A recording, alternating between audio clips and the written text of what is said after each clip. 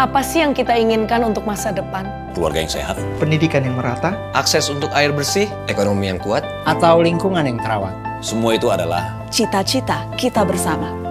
Melalui Sustainable Development Goals atau SDGs. Negara-negara termasuk Indonesia telah turut serta dalam mewujudkan tujuan bersama tersebut. Indonesia sendiri sudah membuat banyak pencapaian seperti Tingkat kemiskinan yang terus berkurang, Akses pelayanan publik yang semakin baik. Pendidikan dasar yang semakin tercukupi. dan tingkat literasi nasional yang tinggi. Akan tetapi, kita tidak boleh lengah. Sebab masih banyak tantangan yang menghadang di depan mata. ketimpangan sosial masih Ketimpangan sangat sosial yang masih sangat terasa. Kebakaran dan kerusakan hutan. kebakaran dan kerusakan hutan, Kekerasan terhadap perempuan, Kekerasan terhadap perempuan. Sampah plastik yang sampah merusak plastik lingkungan. yang merusak lingkungan. Pengangguran anak muda yang masih pengangguran tinggi. anak muda yang masih tinggi. Pekerjaan-pekerjaan yang belum usai ini harus segera kita tuntaskan. Semua tantangan ini bisa kita taklukkan Hanya bila kita bergerak bersama. sebab saya yakin, tanpa kamu, kebakaran hutan akan terus ada. tanpa kamu, Perempuan akan terus berhadapan dengan kekerasan. Tanpa kamu, Anak-anak Indonesia masih terus belajar tanpa lampu. Tanpa kamu, Anak-anak Indonesia masih juga tidak mendapatkan gizi yang cukup. dan tanpa kamu, potensi anak muda menjadi pengangguran akan terus ada. Tanpa kamu, tujuan-tujuan kita itu hanyalah mimpi belaka. jadi mari kita berjalan beriringan. Mari kita berjalan beriringan. Mewujudkan cita-cita kita bersama. mewujudkan cita-cita kita bersama. Dan pastikan tak ada satupun kawan kita yang tertinggal di belakang. 17 tujuan untuk mengubah Indonesia yang lebih baik. Mari kita bangun Indonesia bersama-sama. Assalamualaikum warahmatullahi wabarakatuh. Salam sejahtera untuk kita semua. Semoga kita bisa berada dalam lindungan Allah Subhanahu wa Ta'ala dimanapun kita berada.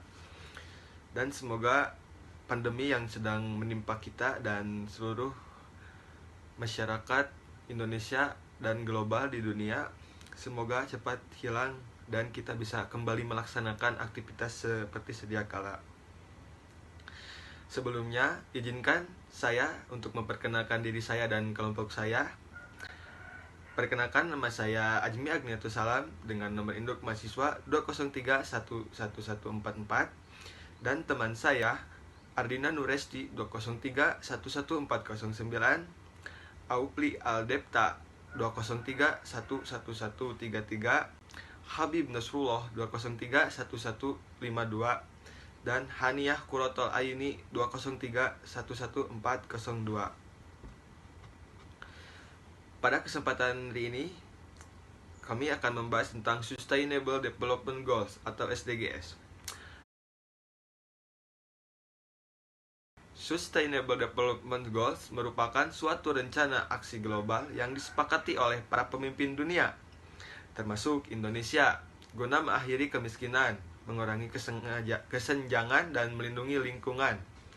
SDGs atau Sustainable Development Goals berisi 17 tujuan dan 169 target yang diharapkan dapat dicapai pada tahun 2030. Sejak disahkan pada tahun 2015, tujuan pembangunan berkelanjutan atau Sustainable Development Goals terus menjadi topik hangat. Namun tidak sedikit yang belum tahu apa itu SDG. Lalu, bagaimana SDG bisa menjadi sebuah tujuan global?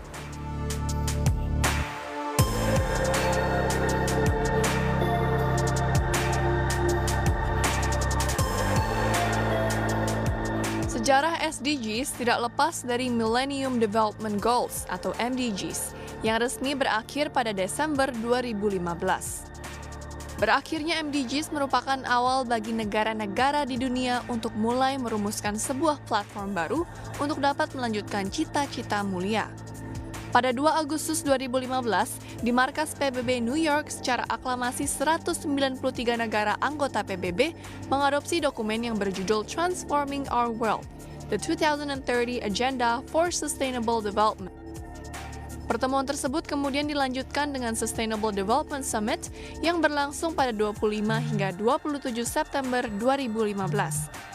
Pertemuan tersebut berhasil mengesahkan dokumen yang disebut dengan Sustainable Development Goals atau SDGs, yang memuat 17 tujuan dan terbagi ke dalam 169 target untuk menjadikan kehidupan manusia menjadi lebih baik.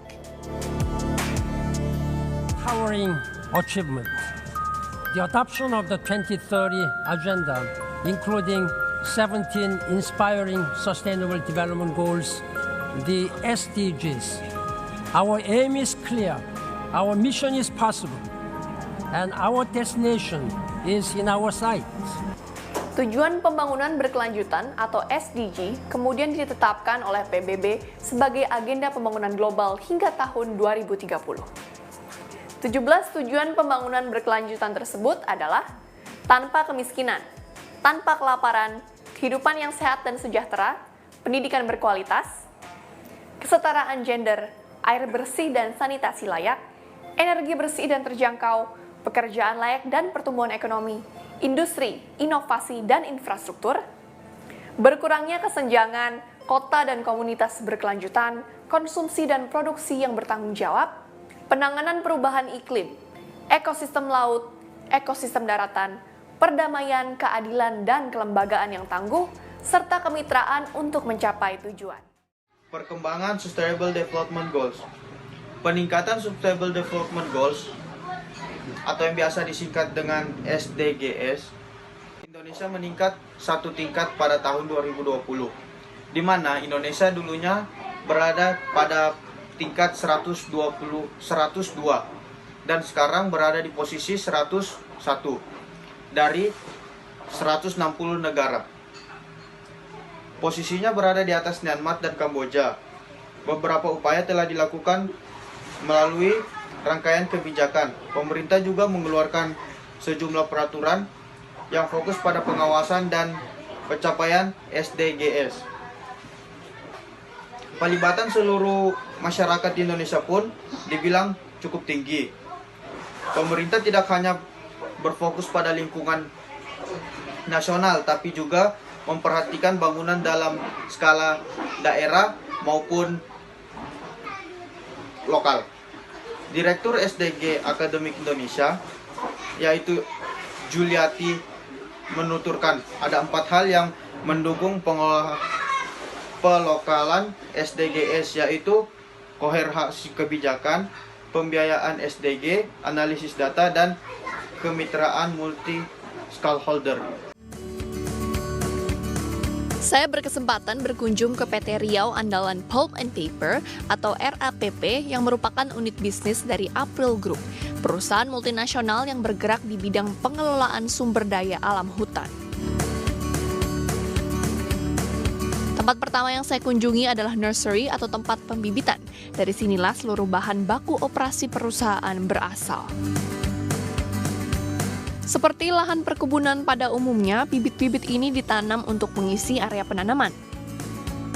Sejalan dengan poin SDG tentang konsumsi dan produksi yang bertanggung jawab, April Group memastikan seluruh bahan baku produksi berasal dari tanaman yang terbarukan dan dipertanggungjawabkan.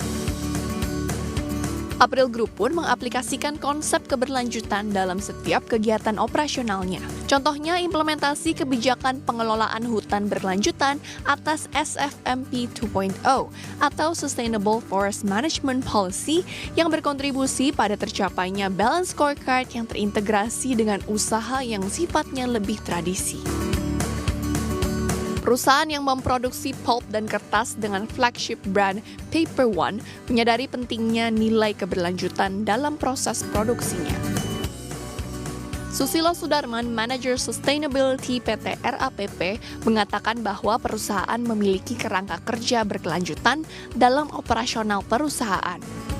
Dan untuk April sendiri kita punya Sustainable Forest Management Policy versi 2.0, di mana di situ kita meng-ensure bahwasannya semua bahan baku yang kita konsumsi di sini berasal dari areal yang memang traceable, yang memang dibuka dengan bertanggung jawab. Kemudian setelah dipanen, kita akan tanam kembali untuk ensure bahwasannya ke depannya kita mempunyai bahan baku yang baik lagi. Keberlanjutan adalah salah satu hal yang paling penting untuk kita bisa ensure, di mana juga ini setelah menjadi global priorities dari semua negara, di mana bisnis juga diminta supaya inline dan align untuk bisa mencapai goal tersebut di 2030. Green Gas House Tower ini misalnya menjadi salah satu investasi yang dilakukan perusahaan untuk aktif dalam upaya penanganan iklim di sekitar operasi perusahaan.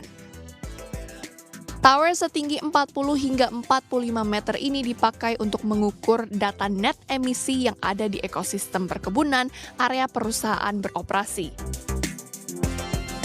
Saat ini April Group memiliki 3 tower GHG yang tersebar di beberapa area, termasuk di wilayah restorasi ekosistem Riau. Keberadaan GHG Tower ini juga sejalan dengan target SDG 13, yaitu meningkatkan pengetahuan dalam mengatasi perubahan iklim dan dampak yang ditimbulkan.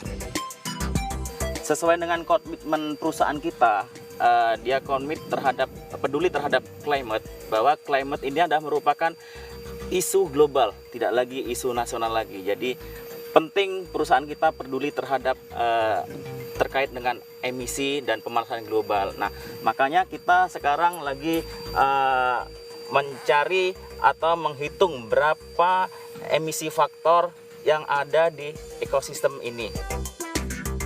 April Group menilai penerapan SDG dalam kegiatan operasi tidak hanya memberikan dampak bagi perusahaan, tapi juga membawa dampak bagi masyarakat hingga pemerintah. Hal ini sejalan dengan target SDG nomor 8 yang mendukung pertumbuhan ekonomi yang inklusif dan berkelanjutan, tenaga kerja penuh dan produktif, serta pekerjaan yang layak bagi semua. Triana Kristandini, Assistant Deputy Director Sustainability April Group, mengatakan semakin banyak pihak swasta yang terlibat dalam framework SDG, maka dampak yang dirasakan akan semakin besar.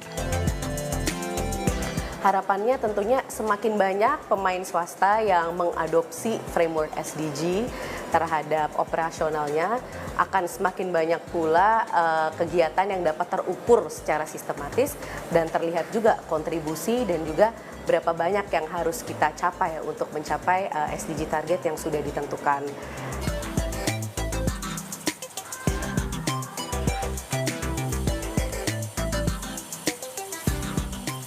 Di April Group, SDG tidak hanya berbicara mengenai operasi perusahaan yang berkelanjutan dan bertanggung jawab, tapi juga pengembangan masyarakat dan peningkatan kualitas hidup masyarakat sekitar dengan berbagai program kemitraan. Dari Pangkalan Kerinci Riau, Tim Liputan CNBC Indonesia.